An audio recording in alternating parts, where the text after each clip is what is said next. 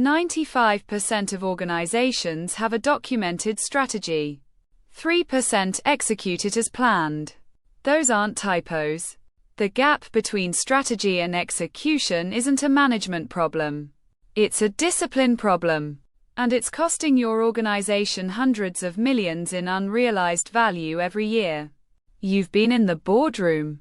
The strategy is bulletproof. The market analysis is pristine. The financial projections make sense. Everyone leaves the room nodding.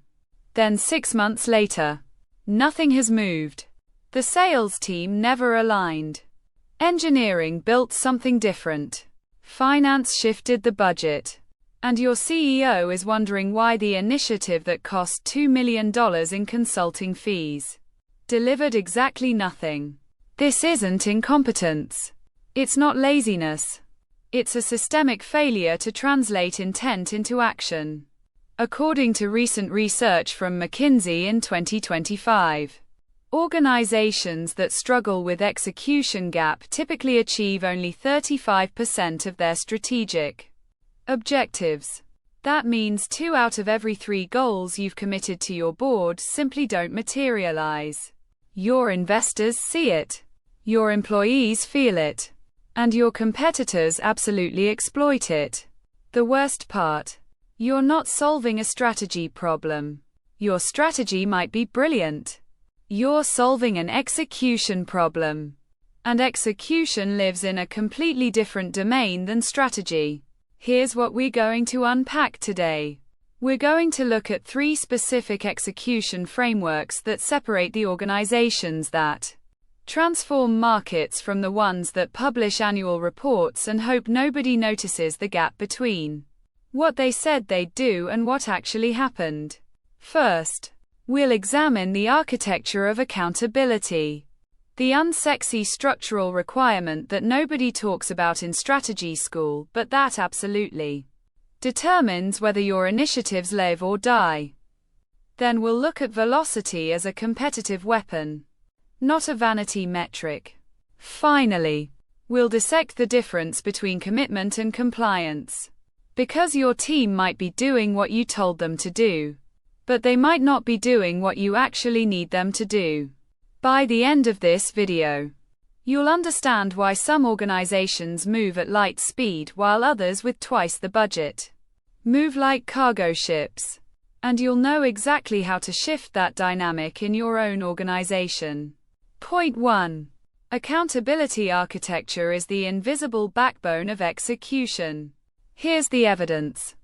A 2026 Deloitte study of high-performing organizations in the Asia-Pacific region found that companies with explicit execution ownership structures delivered 68% higher strategic realization rates than organizations with diffuse accountability.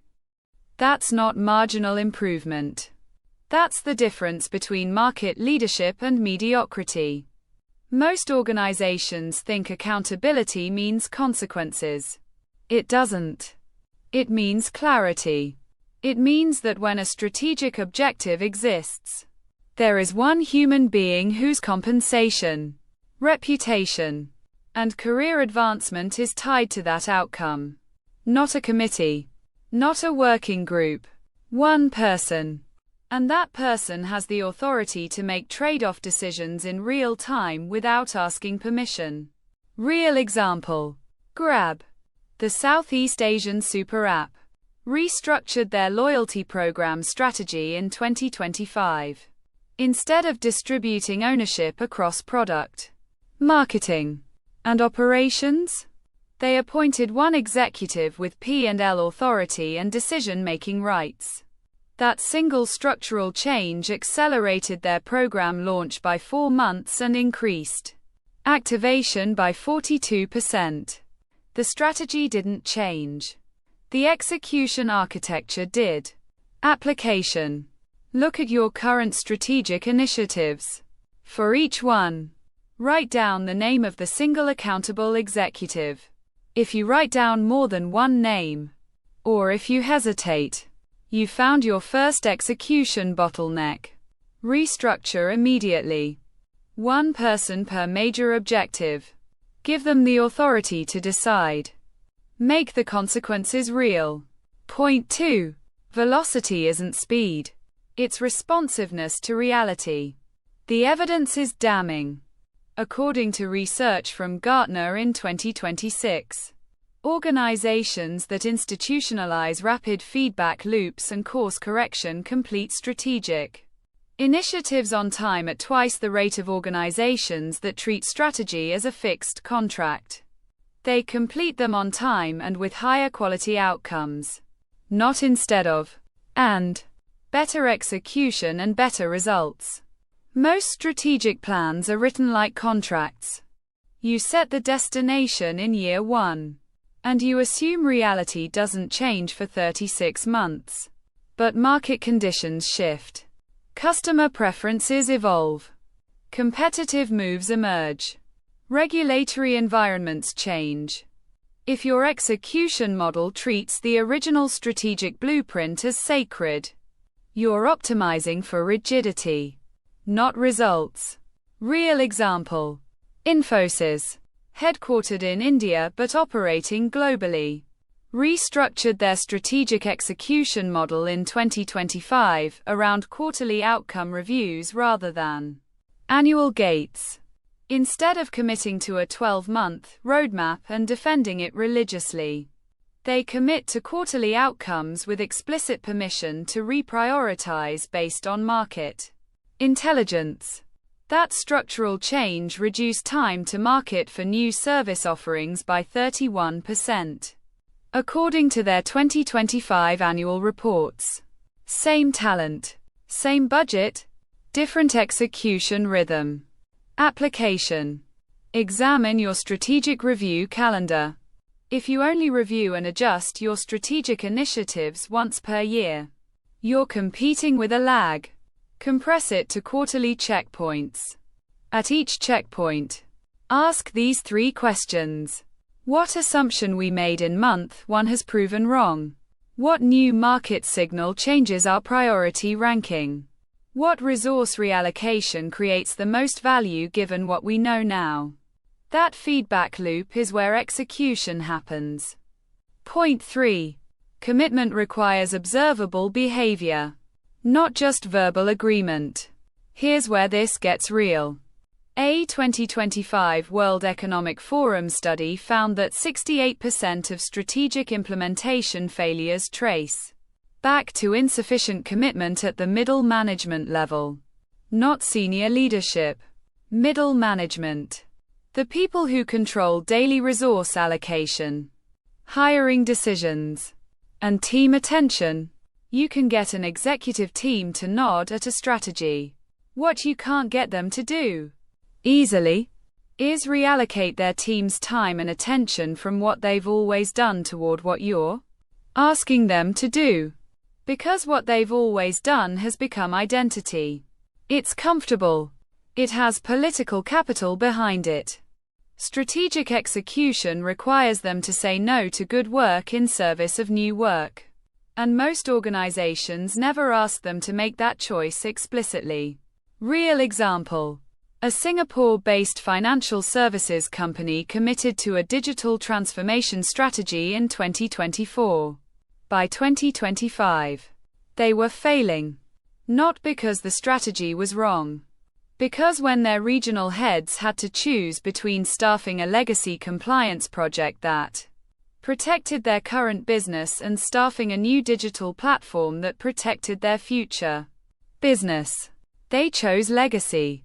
Nobody explicitly prevented them. Nobody checked. They just silently prioritized what made their existing business work.